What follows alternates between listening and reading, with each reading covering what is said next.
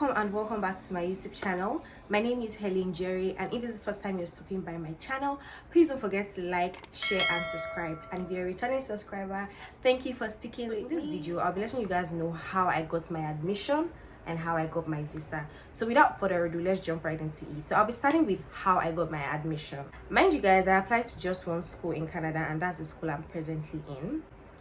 So the things I use in applying for this school are my international passport. You can't do anything without your international passport. So if you want to start this process, you need your international passport. So having gotten your international passport, you get your original WAEC results, your letter of English proficiency if you do not want to write IELTS. In my case, I wrote IELTS, but then I still use my letter of English proficiency to show that English is my first language. Do you understand? And then the next thing you need is either your statement of results or your BSc certificate. If you do not have your BSc certificate ready, you can use your statement of results, but you still need to provide your BSc certificate maybe later. Then 100 Canadian dollars. That was all I used in applying for my admission, and my admission came out in 2 weeks. I know this is the part you all have been waiting for, how I got my Canadian visa approved. So after I got my admission in 2 weeks, I had to pay an initial deposit, which was also going to be my first semester fees to my school. It was around 8,000 Canadian dollars, 8,000 plus Canadian dollars. And then I needed to gather my visa documents. I needed to take my time. So I didn't apply immediately after I paid my school fees and after I got my admission. It took a while because I needed to gather documents and gather valuable documents. So I'm going to let you guys know all the documents I gathered before I applied for my visa. So the first and most important aspect of your application is your statement of purpose. Yes, when you're applying to come to Canada, you don't have the opportunity to be interviewed. So you sell yourself in your statement of purpose. Don't assume that the visa officer already knows certain information about you. Sell yourself in your statement of purpose. First of all, you introduce yourself. You tell them why you're studying the course you're studying, why you're coming to the province you're coming to, why you want to leave your country to come to their own country. You're going to sell yourself in your statement of purpose. I'm going to be making a separate video about statement of purpose because I don't want to waste so much time on it in this video, and it's a very important aspect. So I'm just going to do you guys a favor and actually film a separate video about statement of purpose. So the next thing you need is your proof of funds. Yeah, you have to prove to the visa officers that you can afford to live in Canada, and living in Canada is expensive. So you have to show them that you can take care of yourself in Canada. You're not going to come to their country and become a liability. You have to make them know that. And how do you make them know that? Through your proof of funds. In my case, my mom is my sponsor.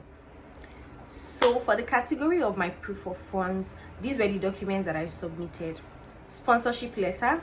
This is a letter that my sponsor wrote that she would be sponsoring me in Canada, and she backed up her sponsorship letter, and we backed up the sponsorship letter with an affidavit of sponsorship. So you can go to the Federal High Court and get an affidavit of sponsorship. It costs just 2,500 naira. It's not so expensive. Proof of employment of your sponsor. You have to show that your sponsor is employed and can afford to pay the money that is required of your sponsor to pay. Your sponsor's bank statement. You have to show your sponsor's bank statement, showing that money goes in from that account, goes out of that. English is hard. Money comes into the account and money goes out of the account, and then the money in the person's account is sufficient enough to take care of you while you're in Canada. Means of identification of your sponsor. You have to show that you and your sponsor are actually related, and you're not going to bring a stranger to come and act as your sponsor. I also did a police clearance certificate, which cost 15,000 naira at the time. I think now is more because of the inflation that's going on in Nigeria. So the next documents that I used was my international passport. I applied with my NIN, and I also got a reference letter from my church. I know it's extra, but I just added it as a supporting document. I also got a reference letter from where I did my NYSC, showing that I have good work ethics, I'm a good person, So the next documents that I needed to apply with was my BSc certificate and my NYSC certificate. It was also a supporting document. It wasn't compulsory. I just put it there just to show what I have been doing before I decided to come to Canada. That was in school, and after school I did my NYSC and then I applied for this just to show them what I have been up to basically. Then the next thing we're going to be talking about is my ties to home country, and I'm going to be letting you guys know the document that I submitted to back up my ties to home country. First of which is all my siblings' birth certificates. Yeah, I actually submitted all my siblings' birth certificates. The next thing that I did was I got a gift deed from my mom. So she gifted me a landed property, just to say that I have a land in Nigeria that I will come and establish when I come back to Nigeria, just to say that, oh, I have something that is tying me to Nigeria basically. So I used my landed document. I also showed proof of employment that I am employed.